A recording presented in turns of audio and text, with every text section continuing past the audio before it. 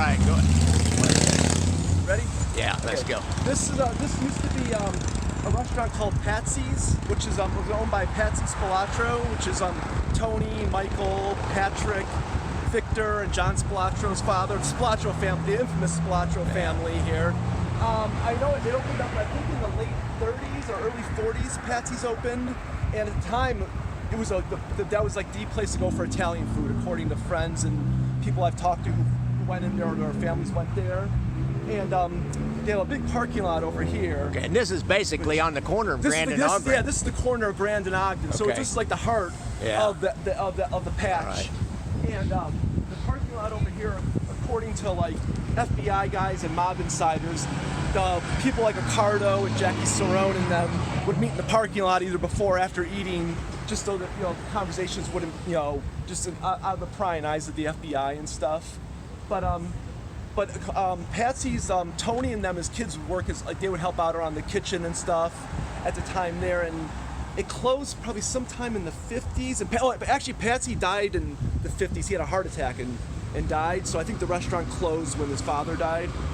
And then after that, I don't know what was here after that though, but yeah, this was like the big Italian restaurant at the time. Now the neighborhood's flooded with them, but at the time though, it was a place where, like, there was a big, a lot of Italians came over here and stuff like that. So, and it was close to downtown, so people go to see like a show downtown and come to Patsy's afterwards.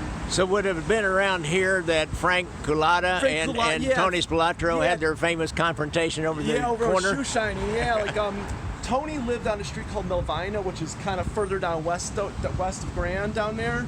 And I don't know exactly where Culata grew, like what street he grew up on, but they were very close to this neighborhood here. And apparently Tony was shining shoes on one side of the street and Frank on the other side, and they had a confrontation over like whose corner it was and stuff. And it turned out, according to Frank, that someone was shaking down Tony's father at the restaurant for money, and Frank's father came in and squared. I guess I don't know what happened though, but basically Patsy, Tony's father, told Tony, like, oh, befriend the Culata kid. His father, was a good man, and he saved me. So that's how Culata and Tony met up then. Yeah. So like Patsy Spelatro was not really a mob legacy guy. He was not out of the Black Hand or anything. He was just basically like just fresh off the boat from Italy kind of thing. And apparently, like, I talked to Michael Spelatro Jr., Michael's son. Yeah. And he said, according to his father, basically his dad was here from morning to night, basically. He was never home because he was just doing the restaurant,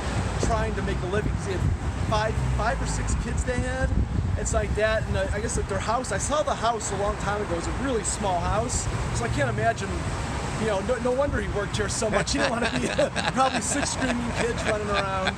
But yeah, he had no mob connections as far as any of that goes, though. Okay, where are we gonna go from here? All right, so I don't know if you want to film. That's the corner. There's where Catura got killed. Okay, yeah. Let's go down there. All right, go. Okay, we're now at the corner of Ogden and Hubbard Street, which is 1 block south of Grand and Ogden. This is the location where Jimmy the Bomber Katura was killed. End of July 1978, he was killed over here. And at the time, they were trying to think of a good way to get him to the neighborhood, just so he wouldn't be on edge or on guard. So he was called to an early morning meeting over here, and while he was in his car right over here waiting to meet with, they never said who he was supposed to meet up with, 2 men got out of a van, and I think one had a shotgun, the other one had a handgun, and they shot him right over here, and he tried to exit the car, but they must have shot him again before he got out. And this area at the time, obviously now it's pretty busy, but back in '78, this Ogden and Hubbard wasn't really, this is more just like a dead end kind of street, this wasn't here at all. This was all basically a couple houses down there. The rest was just all kind of fields and just like, garbage people threw aside and stuff though. But at the time though, this neighborhood was pretty much dominated by the outfit at that time, this neighborhood, in the late 70s and stuff. But rumor has it that Joey Lombardo and Frank Schweiss were the gunmen in the hit, but there was no really evidence though. So no one was ever charged in his murder. Interesting. These are cool. These are like new buildings here, aren't they? Yeah, this is brand new here. They just put up like a year or 2 ago.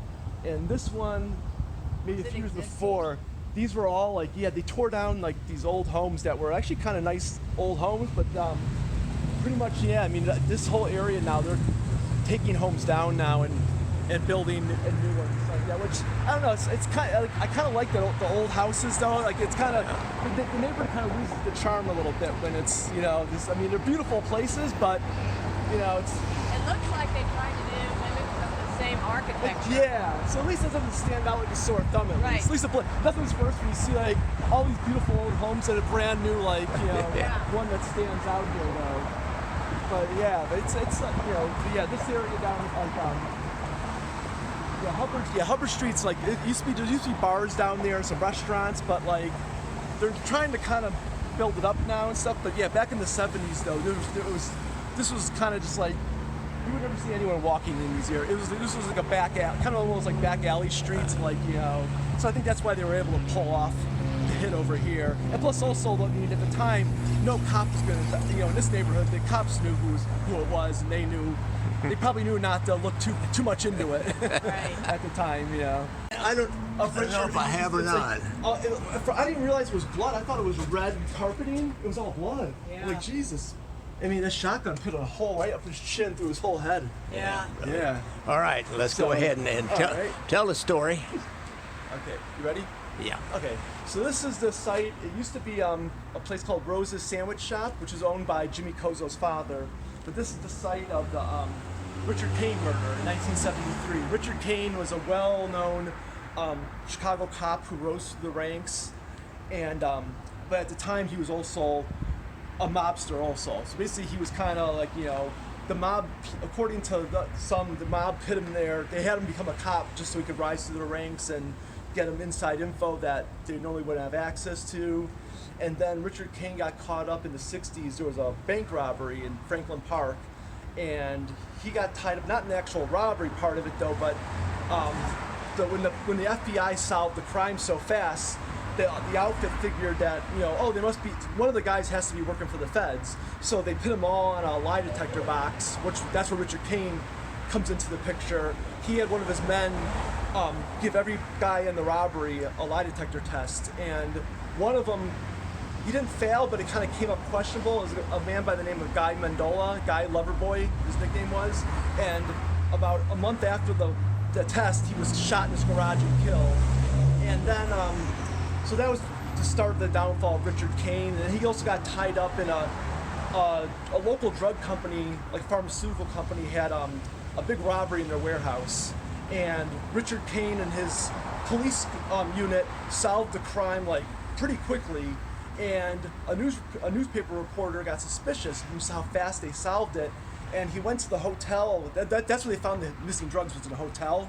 And it turns out one of Richard Cain's men rented the room and signed his own name on it. And so the newspaper guy put two and two together and realized that Richard Cain was in on the robbery from the start.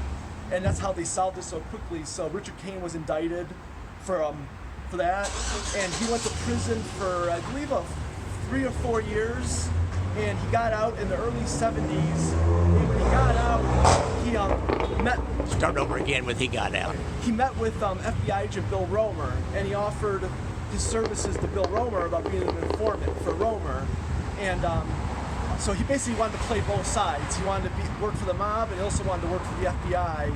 And so about 6 months of doing that, he was called into a meeting at Rose's Sandwich Shop in December of ¡73, and he met up with Marshall Caifano, who's a well-known mobster. And during the meeting, Marshall said he had to leave, that he'd be back in a couple hours. And Marshall left, and about 20 minutes later, a car pulled up with 2 masked men who marched inside. They lined all the patrons up against the wall, and when they were doing that, Jimmy Kozo's father, who owned the restaurant, who was there, he didn't do something, and one of the hitmen called him by his first name. So that just shows you that how probably everyone, Jimmy's father, he knew what was going to happen that day, probably, or knew something bad was going to happen. And they lined everyone against the wall, but they pulled Richard Cain aside. They shot him under the chin, and that's pretty much, I don't know if they shot him again after that, but he was pretty much dead by the time he hit the ground.